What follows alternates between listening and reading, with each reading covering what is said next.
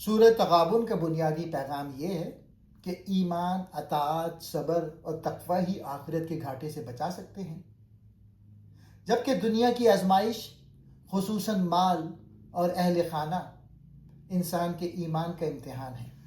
یہ صورت مدنی ہے، مگر اس کا انداز مکی صورتوں جیسا ہے، یعنی عقیدہ، آخرت اور ایمان کی بنیادوں پر زور۔ ڈاکٹر اسرار کے مطابق یہ صورت ایمان کی تجدید اور آخرت کی یاد دہانی کے لیے نازل ہوئی۔ تغابن کا مطلب ہے نقصان اور نفع کا کھل کر ظاہر ہو جانا، یعنی قیامت کے دن معلوم ہوگا کہ اصل میں کون کامیاب ہوا اور کون گھاٹے میں رہا۔ پہلا پوائنٹ، اللہ کی قدرت اور تخلیق کا مقصد۔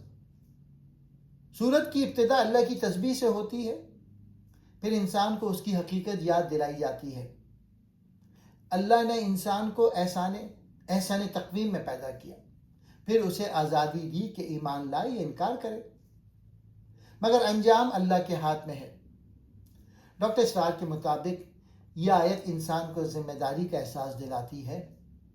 اللہ نے انسان کو بے مقصد نہیں پیدا کیا، ایمان اور عمل کا امتحان لازمی ہے۔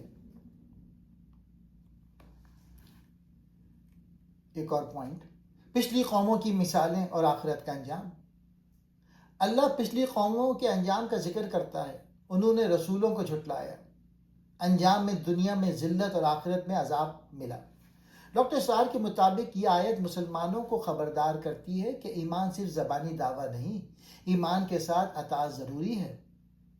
آخرت کا دن وہ دن ہے جب مومن کامیاب ہوں گے، کافر گھاٹے میں ہوں گے۔ چوتھا پوائنٹ، تقدیر کا عقیدہ۔ کوئی مصیبت نہیں آتی مگر اللہ کے حکم سے۔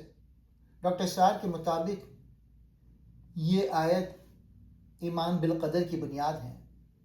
مصیبتیں انسان کی آزمائش، تربیت، ایمان کی مضبوطی۔ مومن کا رویہ، صبر، اللہ پر بھروسہ، دل کا اطمینان۔ یہ آیت انسان کو شکوہ شکایت سے نکال کر رضا بالقضا کی طرف لے جاتی ہے۔ پانچواں پوائنٹ، اہل خانہ اور مال، سب سے بڑی آزمائش۔ تمہاری بیویاں اور اولاد میں سے بعض تمہاری دشمن ہیں۔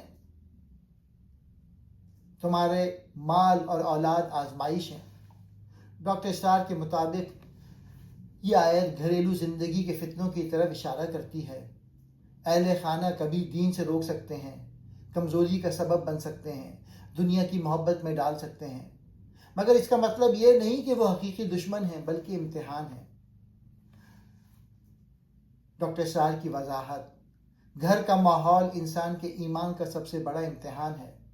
اصل کامیابی یہ ہے کہ گھر بھی سنبھالے، دین بھی قائم رکھے۔ چھٹا پوائنٹ، تقوی، اطاعت اور انفاق۔ اللہ سے ڈرو جتنا تم سے ہو سکے۔ ڈاکٹر اسرار کے مطابق یہ آیت اسلام کی عملی روح ہے۔ اللہ انسان کو اس کی طاقت کے مطابق ذمہ داری دیتا ہے۔ تقوی کا مطلب اللہ کی نافرمانی سے بچنا، اپنی حد تک کوشش کرنا، دین کو اپنی زندگی میں نافذ کرنا۔ انفاق کا حکم، اللہ کی راہ میں خرچ کرنا، بخل سے بچنا۔ خرچ کرنا ایمان کی علامت ہے۔ ساتواں پوائنٹ، اللہ کا فضل اور آخرت کا اجر۔ اگر تم اللہ کو قرض دو گے تو وہ اسے بڑھا کر واپس کرے گا۔ ڈاکٹر اسرار کے مطابق قرض سے مراد اللہ کی راہ میں خرچ ہے۔ اللہ اسے کئی گنا بڑھا دیتا ہے، آخرت میں عظیم اجر دیتا ہے۔ یہ آیت انسان کو دنیا کی محبت سے نکال کر آخرت کی کامیابی کی طرف لے جاتی ہے۔